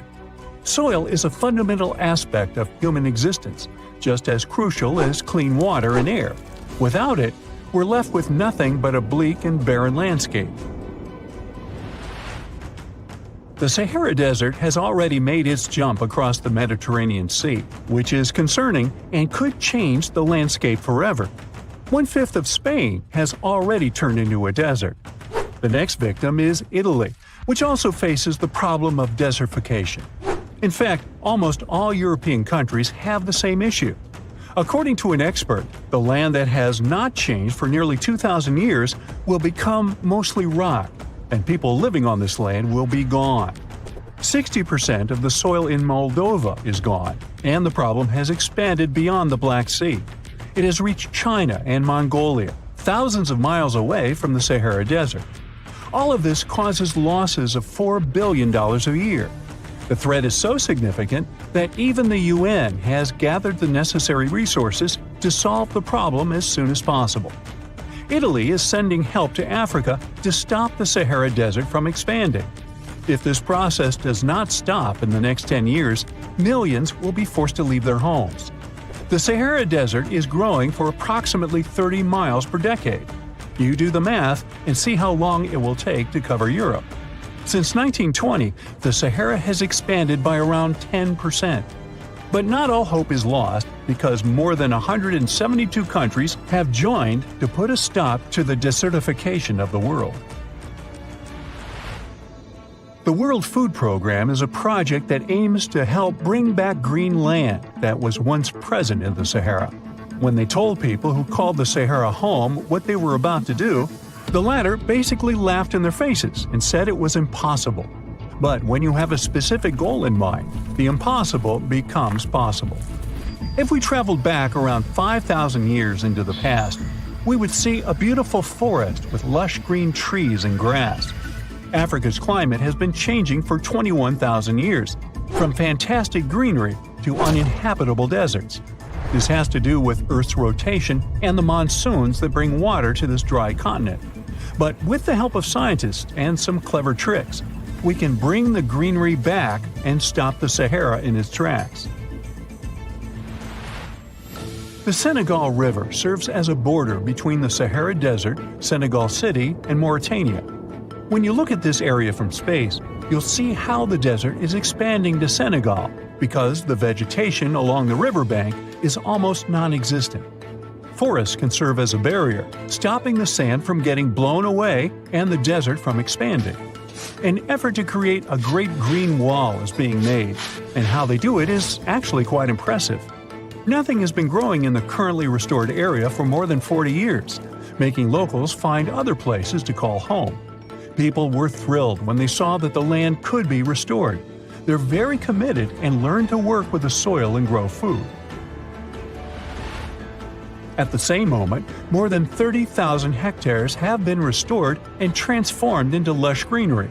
The Sahel region is the starting point of desertification, and it is crucial to establish a green wall in that area first. To make this wall is not rocket science, since it only takes a few simple steps. The ground there is baked by the sun and is hard as a block of concrete. If you've ever poured water on concrete, you know that it just flows away. It doesn't stay in one place. So they had to create water-retaining half-moons that would hold the water and make it available to plants. When you learn about how these half-moons work, you might say, how did they not think of that sooner? Actually, this technique is ancient, and it was once implemented in Sahel, but it was lost over time. When the rain falls, the water is collected into the half-moons that are positioned a bit lower than the ground below contour lines. There is also a kind of bank at the end of the shape that prevents water from overflowing. And in the middle, there are plants that are happy because they have plenty of water to thrive. Also, it's essential to grow native plants that are kind of used to harsh conditions, like sorghum and millet. These plants have been surviving there for thousands of years and produce a good amount of biomass, which means the land can be rehabilitated faster and people will have food sooner. The water that will enter the half-moons won't be lost. It will penetrate the ground and top off underground waters. This will ensure the ground that H2O will never run out and that future generations will have usable aqua. This brilliant planting technique is not limited to half-moons. People also create lines and plant various vegetables, such as tomatoes. Next, there are places only for trees, like lemons or oranges. After a long hot day, nothing is better than a freshly made cold lemonade. The trees will also protect the soil, and with some luck, there will be a new forest in the Sahara Desert. The goal is to copy the forest dynamic. Start with small plants and gradually expand to bigger plants that are more useful than the tiny ones. They are aiming to plant more than 10,000 trees. Right now, many people are leaving the Sahara after the rainy season, going to cities or leaving Africa altogether. At this time of year, villages are like ghost towns. Only animals can be found there. Most people are gone. I mean, who would blame them? Nobody wants to live in the sand where nothing grows. Luckily, with all this new, old technology being developed, many people are slowly but surely returning to their land and starting to work in agriculture. The best thing is that there are no brutal winters, so plants grow 12 months a year, and people can always have food. People are becoming more social because now everybody stays in their villages and doesn't travel much. If this project works out, Africa will be saved, and the world won't turn into a giant desert. You plan to spend your summer vacation in Africa. The final destination is the Sahara Desert. It's located in northern Africa, stretching from the Atlantic Ocean to the Red Sea. You're excited to ride camels and learn about the region's rich cultures. You hop on an extensively long flight, and finally, you are here. You find yourself in the world's biggest hot desert. Can you believe it's 3 million square miles? You're ready for your first adventure after drinking liters of ice-cold water. The guide gives you a choice. You can spend 2 weeks visiting a collection of oases, or you can help them solve an ongoing local mystery. Deep into the desert, near this Algerian town, lies a mystery begging to be solved. A collection of huge, spotted circles in the sand. There are dozens of them, stretching for miles in a straight line. The circles were first identified via Google Earth images several years ago. People have debated them for years, but no one seems to know the answer. The strange thing is that they are so many miles away from any towns, roads, or human activity. The quickest way to discover the truth behind the circles is asking questions. You grab your notebook and set out to talk to locals. Everyone is helpful in this scenario: geographers, anthropologists, elders, and historians. The first person you talk to is a map expert. You need to understand if those circles were authentic or a satellite glitch. You end up interviewing the people who take Google Earth satellite pictures. The circles are really there. They appear in multiple pictures from many years. Then, let's understand why they are there in the first place. After 2 days of interviews, you have your first lead. The circles could be the result of oil activity. Experts explained why this would make sense. Algeria is a rich area for natural resources, so this would be a sensible guess. Usually, to find out if there is anything worth extracting, companies would undertake seismic surveys. Seismic surveys are a way of analyzing the Earth's surface by sending shock waves into the ground. Depending on how these waves bounce back, you'll know what is located there. A special vehicle could have marked the soil that way. So, did we unravel the mystery? Not quite so. As you know, the Sahara Desert is one of the driest areas on the planet. The average high temperatures in summer are over 104 degrees Fahrenheit. To survive there, people need to find ways of accessing water. So, these circles could be a kind of ruin or leftovers from ancient water wells. Again, I'd say this is a sensible guess. Ready for some fact-checking? Some anthropologists agree that these circles could be ancient fogueras. Foguera is the name of a 2,500-year-old style of irrigation system, usually found in northern Africa. It is also known as a qanat in other places in northern Africa. Locals would dig a deep well at an elevated point, deep enough to tap into underground water. They would then dig parallel shafts at regular distances. Then they would dig an underground channel that connected the city to the well. Solely with the help of gravity, water would run from the well to the city. This traditional technology provided water for crops, livestock, and humans. Now, let's say these wells made human-made oases possible. Even the closest municipality name was an indication that this could be true.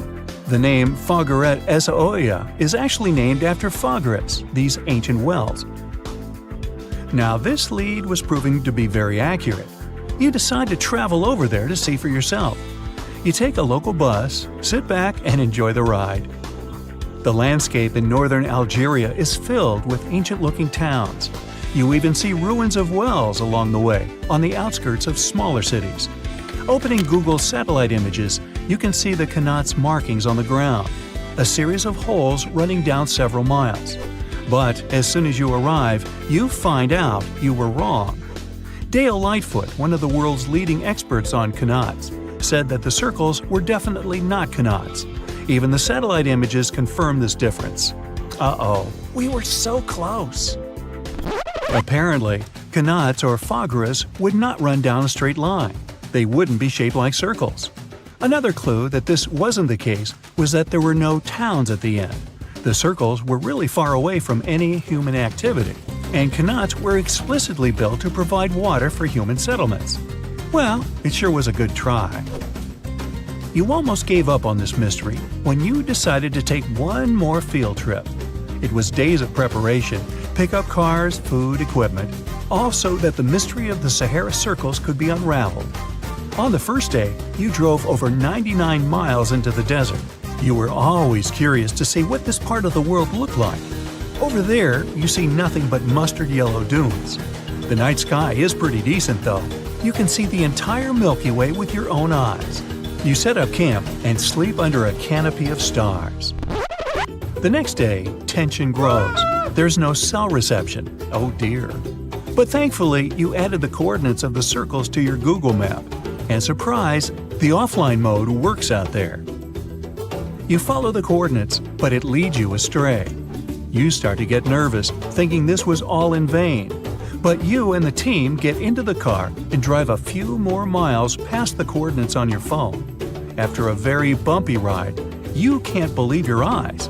There it is, an enormous crater dug on the sand, surrounded by 12 smaller holes. From up high, it looks like a clock, without the pointers, of course.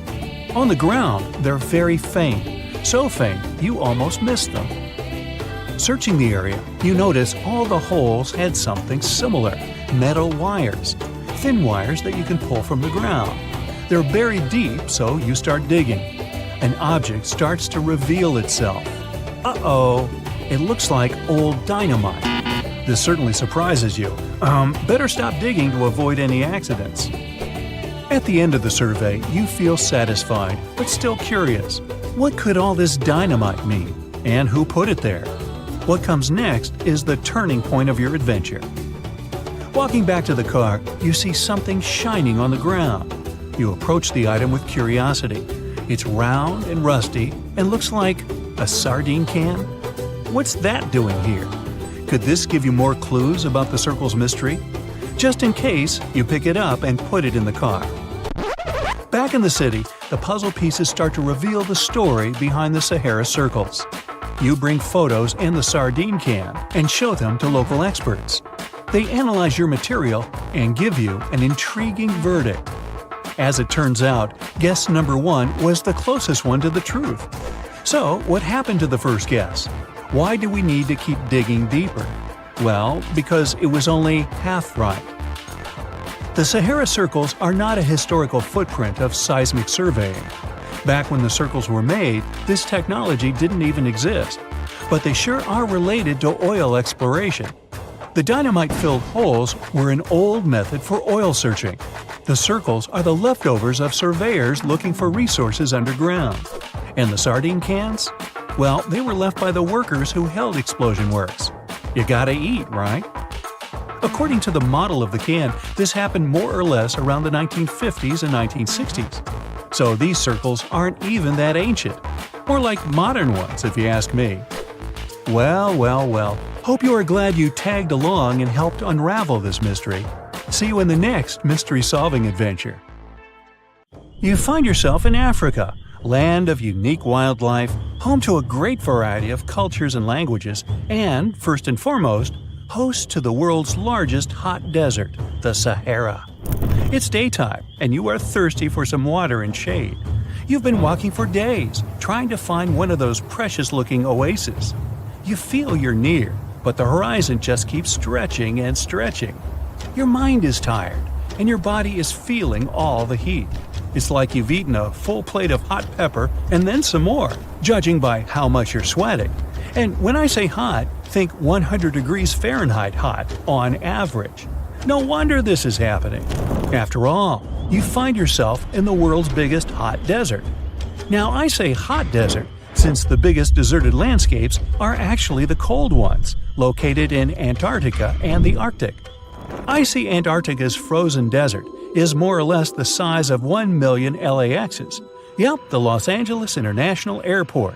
The Arctic desert is just a bit smaller than that. Now, in case you don't know, the Sahara Desert is located in northern Africa, stretching from the Atlantic Ocean all the way over to the Red Sea. It occupies an area large enough to place approximately 100,000 Disney World theme parks side by side. According to scientists, its boundaries are expanding. Deserts usually form in the subtropics because of what's called Hadley circulation. The air rises at the equator and descends into the subtropics. This circulation of air has a drying effect, which helps the formation of desert landscapes. Since the 1920s, the Sahara is considered to have expanded by over 10%. How is this happening? Well, let's start from the beginning. You probably know the Sahara Desert as one of the most inhospitable places on Earth today. Just FYI, for a place to be considered a desert, it has to receive less than 4 inches of rain per year. Due to the very small precipitation index, deserts are usually dry and arid places. There is little humidity in the air, and daytime temperatures can go as high as 130 degrees Fahrenheit. Usually, there isn't that much animal and plant life because of the lack of water. But in the Sahara's case, it wasn't always like that. It may be difficult to imagine northern Africa without the tons of sand it has today. But about 20,000 years ago, the Sahara was actually one big oasis. Recent discoveries show clear evidence of what the scientists now call the Green Sahara. In the mid-1800s, a German explorer crossing the Sahara encountered some paintings and engravings that nomad artists had left behind. What he saw in those paintings looked nothing like his actual surroundings. Instead of an arid landscape with only camels and desert vegetation, the rock paintings depicted jungle animals like giraffes and hippos. There were even images of livestock and grazing animals such as cattle and sheep, something that seems impossible for modern-day Sahara. Artists usually draw what they see around them, so this finding really intrigued the German explorer. The drawings were so detailed that the artists must have had close contact with those animals. You can find this rock art spread out in the northern part of the African continent, from western Sahara to Saudi Arabia.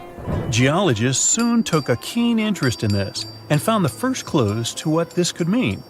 They have been able to confirm that, in fact, northern Africa was once much wetter. They found evidence from nearby deep-sea sediment off the coast of Mauritania. Sampled cores of underwater sand and mud, known as Saharan dust flux, show geologists that, indeed, a green Sahara was possible. The more dust is blowing off of the desert and into the bottom of the ocean, the drier the climate in the region. The sediment cores show that there was much less dust, only half as much, coming off northern Africa during the humid period. This period has to do with Earth's natural cycles. Normally, the Earth rotates at a tilt of 23.5 degrees, but this angle is not consistent and changes over time. Earth's tilt is responsible for the amount of sunlight each hemisphere receives. It affects several ecosystem functions on the planet. During the time of the Green Sahara, the Earth received between 4 and 8% more sunlight than it does today. So when the Earth tilted about 20,000 years ago, the northern hemisphere received more direct sunlight, which affected humidity levels in the region. As the northern hemisphere got warmer, this affected monsoon activity, more specifically the West African monsoon. Monsoons are wind systems that affect a region's rainfall index and humidity levels. As a part of the globe gets warmer, it allows for more air to rise. It combines with the wind to draw moisture up into the atmosphere. Little by little, northern Africa also became wetter. The increased moisture made the Sahara so wet that there were actual bodies of water in the region. As vegetation grew, the plants held onto moisture better than bare sand could. There is evidence of natural basins throughout the Sahara and lakes so big they would fit all of the U.S.'s Great Lakes inside of them. Archaeologists uncovered evidence of vibrant societies in what are now arid areas. It looks like ancient cultures were able to take full advantage of the African humid period. According to researchers, the human population peaked across the Sahara about 9,000 years ago. There are traces of fireplaces, hunting tools, fishhooks, and even mounds of fish bones. Records show that there have been over 230 green periods over the span of 8 million years. Solar radiation is always changing due to natural orbital cycles. That's why Earth will most certainly see another green Sahara moment. It might be thousands of years from now, but it will happen. The same way the Sahara turns green, it turns yellow again. Let's put it like that. All it takes is a significant axial tilt and a few years of readjusting. However, another phenomenon is calling the attention of scientists now.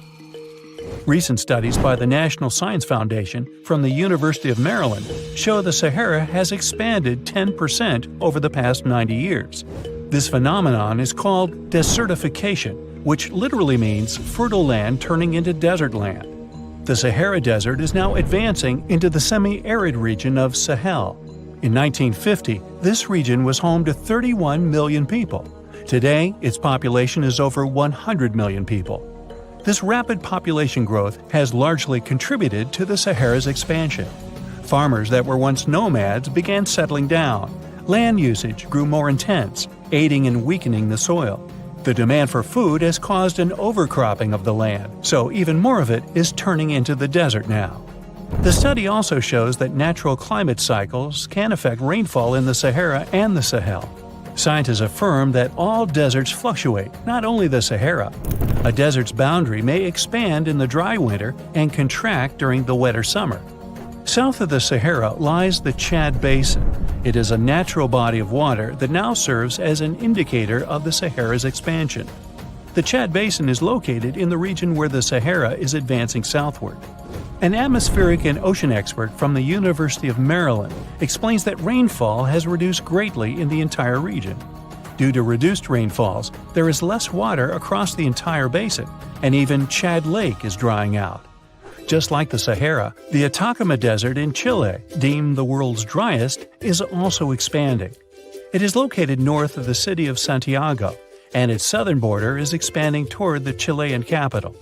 Because the climate is getting drier and drier here, the city of Santiago is turning into an arid or semi-arid region itself. The once fertile valleys of local rivers that lived on agriculture and livestock for many generations are losing their revenues as Chilean land is turning into a desert. Since 2010, Santiago has received only a third of its annual rainfall. Outside of the city, farmers are digging holes in search of blue gold, or simply put, water. The situation here is very similar to that of Sahel. So tell me this, were you as surprised as I was to find out what has been happening in the Sahara region? Feel free to share in the comments below. In 1850, French scientist Auguste Mariette went to Egypt looking for manuscripts, but accidentally found a head of a sphinx sticking out of the dunes. He cleared the sand and figured out the sphinx was guiding the entrance to some underground construction. Several months later, he finally entered the Serapeum of Saqqara. Inside, he found an enormous granite sarcophagi with remnants of 64 bulls. Scientists are still amazed by the tech that the ancient Egyptians used to transport those enormous boxes. The Serapeum was built around the year 3000 before the Common Era. It was an underground tomb built to honor the sacred Apis bulls of ancient Egypt. It had a long hallway, almost 500 feet long, with giant stone rooms on both sides.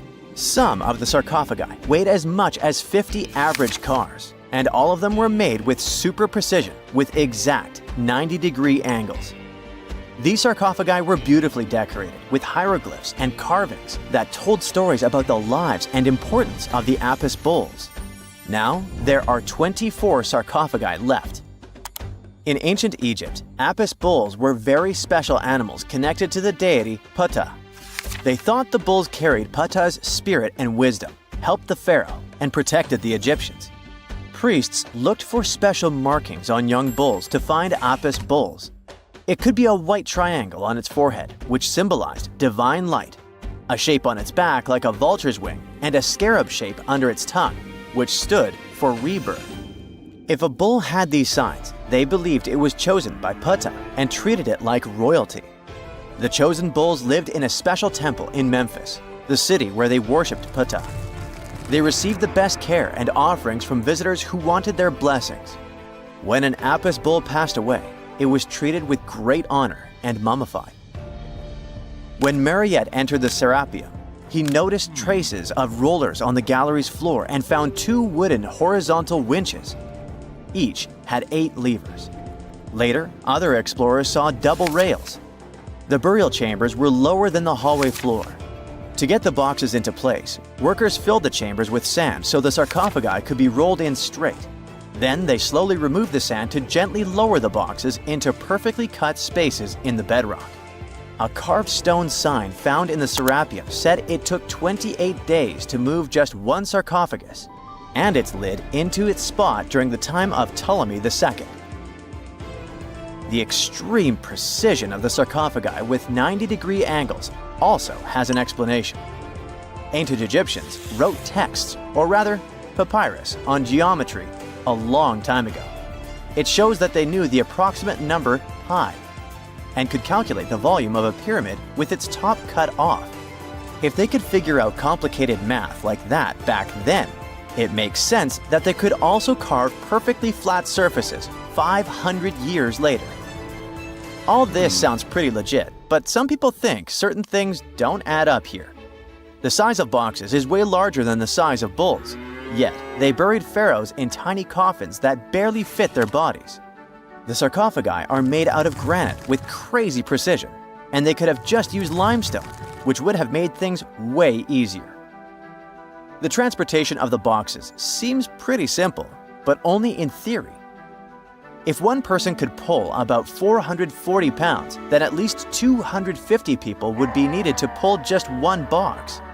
The tunnels in the Serapeum are really narrow, only about 2 feet wider than the boxes themselves. There's no way hundreds of people could have squeezed into those tight spaces to pull the boxes. And even if they did, how would they turn the box in the cramped corridor, lower it into its niche, and place it perfectly in the middle? Somehow, they did this 24 times, and every box is centered perfectly.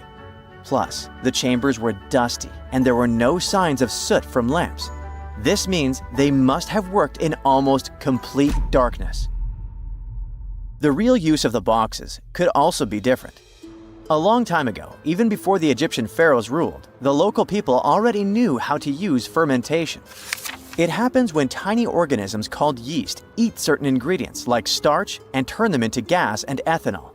So someone in ancient Egypt probably put food like barley, bread, and even meat inside a giant stone box, then closed it tight with a heavy lid. These stone boxes, carved from granite, were so precisely made that they were almost completely sealed, so nothing could escape from it. As the yeast inside the box started working, it created more and more CO2 gas. It built up pressure inside the box. The granite boxes were incredibly strong. They could handle more pressure than a car tire can hold. When granite was squeezed under such pressure, its crystals produced a tiny electric charge. This effect was possible because granite contains quartz, a material that reacts to pressure this way. The process also needed meat or animal parts, possibly to help the yeast grow better. Meat contains something called oleic acid, which yeast needs to keep growing and to survive the bad effects of the ethanol it produces. As the pressure inside the box kept growing, the combination of gases and electricity made these boxes not just ancient fridges, but powerful energy systems.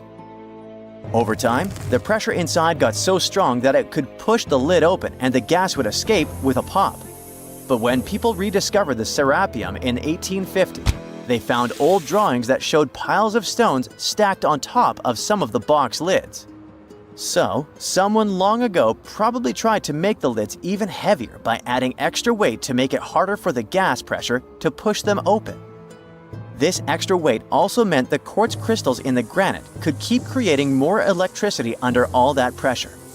If someone opened one of these stone boxes, thousands of years later, they would only find bones from bulls that were placed in the box. And that's exactly what Mariette discovered in the 1850s. They opened the Serapeum for visitors soon after the first excavations in the second half of the 19th century. Prince of Wales even had a luncheon with his guests in one of the sarcophagi. Sands and earthquakes made the site inaccessible for a while, but now you can visit it again and try to solve the mystery yourself. With new tech, we could have answers to many other historical mysteries soon. A team of scientists at Chicago's Field Museum of Natural History recently used a special CT scanner to learn more about ancient Egyptian mummies without unwrapping them. They gently rolled 26 mummies on custom carts out to the parking lot, where the scanner was waiting. It took thousands of detailed X-ray pictures of each mummy and their coffins. When all the pictures were put together, they created 3D images that showed what was inside, the skeletons, and some artifacts. The scientists hope these images will help them understand ancient Egyptian burial practices from over 3,000 years ago. Even though the scanning process only took 4 days, it might take 3 years to study all the data. But scientists were able to learn some personal details about the mummies. One of the most popular mummified individuals at the museum, Lady Cheneta, was a woman who lived in ancient Egypt about 3,000 years ago. It looks like she passed away in her late 30s or early 40s. To make sure her body looked complete for the afterlife, embalmers put stuffing in her neck to keep it from collapsing. They also placed artificial eyes in her sockets, so she would have eyes in the next world. She was wrapped in fancy linen and placed in a beautifully decorated coffin. The scans revealed that it had been carefully crafted with a slit at the back, which embalmers used to fit the body. There were also some artistic details on the surface, like markings for her knees. It looks like her burial was on the scale of a high-end luxury car. You're flying over the Sahara Desert in a small, light aircraft when you spot something truly weird. It seems to belong to a very different part of the world, the ocean. But what ocean can be huge enough for this monstrous sea star to dwell there? You descend and realize that it's not a sea star. It's a towering dune with a pretty unique shape, and it's not alone. From afar, these magnificent sand structures look a bit like pyramids. They have pointed tops and radiating arms. Called star dunes, they're the most complex and largest desert dunes in the world. They're the tallest of their kind, but that's not the coolest thing about them. Researchers have found similar formations on Mars and even on one of Saturn's moons, Titan. Star dunes aren't super rare, but they're especially widespread in southeastern Morocco near the border with Algeria. That's where you're flying at the moment, and the breathtaking dune you're marveling at is Lella Lalia, probably the most famous of them all, a giant 330 feet tall. Scientists believe that it formed in less than 1,000 years. How about doing some research to find out more about these unusual formations? There, I see a great spot for landing. Star dunes got their name because of their multi-armed shapes. They form in areas where winds change direction throughout the year. But even though you can find them in different places on our planet, there is just one confirmed star dune in the rock record, the collective record of Earth's development reflected in preserved rocks.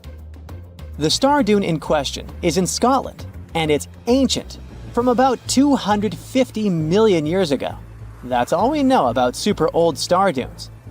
Probably because we don't know what to look for to identify one. Another problem: star dunes often form in remote locations, which makes them extremely difficult to study. Imagine reaching the nearest settlement, then somehow traveling who knows how many miles to the dune itself, and then slogging up several hundred feet of shifting sand. I'll pass. But you can go since you've already landed, and the dune is right here in front of you. Currently, you're in a dune field called Erg Shebi. Lucky for you, this area has long become a popular tourist stop. Look, in the distance, there are hotels and even a good road. Scientists who examined Lella Lalia before you used ground-penetrating radar to find out more about the sand formation. This equipment can detect the tiniest differences in sand grain sizes and water content under the surface of the dune. That's how you can create a picture of its interior layers. Look out! Phew, it was a close call. See this trench? The researchers dug such trenches to take samples of long-buried sands and then examine them. It's a pretty cool process. The thing is, while buried deep inside, the quartz in the sand accumulates radiation coming from natural sources within our planet. We can compare the grains of quartz to minuscule rechargeable batteries. They can store the energy they get from radiation. When researchers bring them to the laboratory, they can make the grains release that energy, which comes out in the form of light.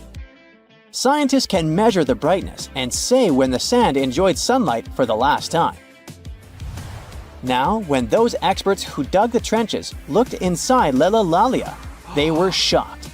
The enormous formation turned out to be very young, for a dune, of course. You'd expect a dune that is several hundred feet tall to be pretty old, like thousands or tens of thousands of years. But that wasn't the case. Well, at least not entirely. The upper part of the dune has turned 900 just recently. But look at the sand near the base of the dune. Yep, right there. Well, it was buried there around 12 or 13,000 years ago, representing ancient dunes in the area. Those good old dunes were active for a couple thousand years, and then something went wrong.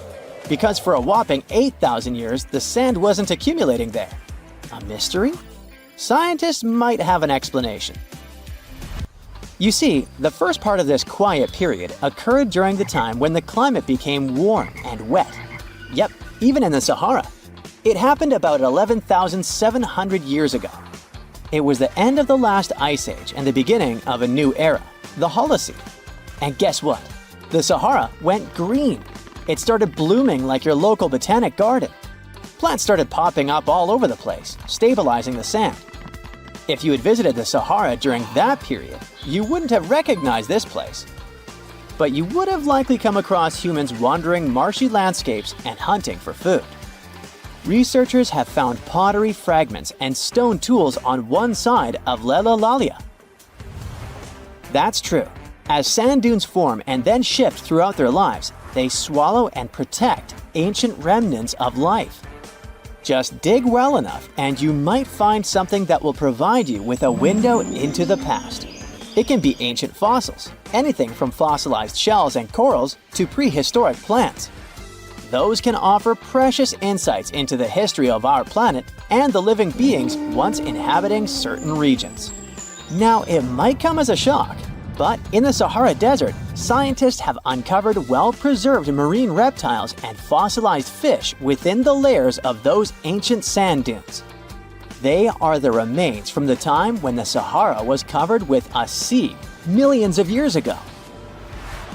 Anyway, it's time to leave that ancient paradise if you want to survive. 4,000 years ago, the wet period came to an end, and the Sahara dried out again. Interestingly, our dune didn't begin building up right away. For some time, sand probably blew through but didn't accumulate. Or the dune could have started growing in a different location. And it's a valid theory since scientists have discovered recently that Lelalalia shifts around 1.6 feet every year. It also accumulates about 6,400 tons of sand every year. Now, if you've been inspired by your dune trip and are now eager to explore more of them, I've got some unpleasant news for you. Unfortunately, although there might be star dunes locked in sandstones around the globe, they're super tricky to detect. The problem is, dunes are huge, but they lack a single distinguishing feature. So you'd really need large exposed beds of rock if you want to get a wide enough view to identify a star dune. On the bright side, there surely are places where it might be possible to do such research, but you should be ready to know that it might be just a set of various features that look like other dunes. But if you combine them, you'll say, it's likely to be a star dune. Comment below if you'd like to go on a trip in search of a star dune. Meanwhile, we'll continue our journey. You decide to have some rest and start climbing down the side of the dune. That's when you begin hearing it. Terrible, haunting sounds. Are there ghosts nearby? Worry not, you're safe. You might have heard of a phenomenon called singing sands. As you walk down some sandy slopes, you disturb the grains of sand. They rub against each other, producing friction that creates those eerie melodies. With each step, the sand beneath your feet comes alive in a ghostly choir of whistles and whispers. The sounds range from low hums to loud, high-pitched wails, as if an otherworldly symphony is echoing through the dunes. But of course, scientists have their own very practical explanation, attributing this phenomenon to the right atmospheric conditions combined with the unique size, shape, and moisture content of the grains. Now you've almost made it all the way to the bottom of the dune, but beware of slip faces. When a sand dune reaches a certain steepness, it develops a slope. That's the very slip face I was talking about. This slope is usually on the leeward side of the dune and sheltered from the prevailing wind. Sand grains start accumulating on the windward side, slowly creeping along the dune's gentle slope.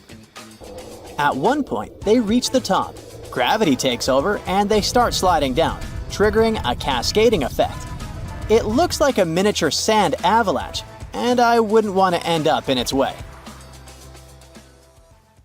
That's it for today. So hey, if you pacified your curiosity, then give the video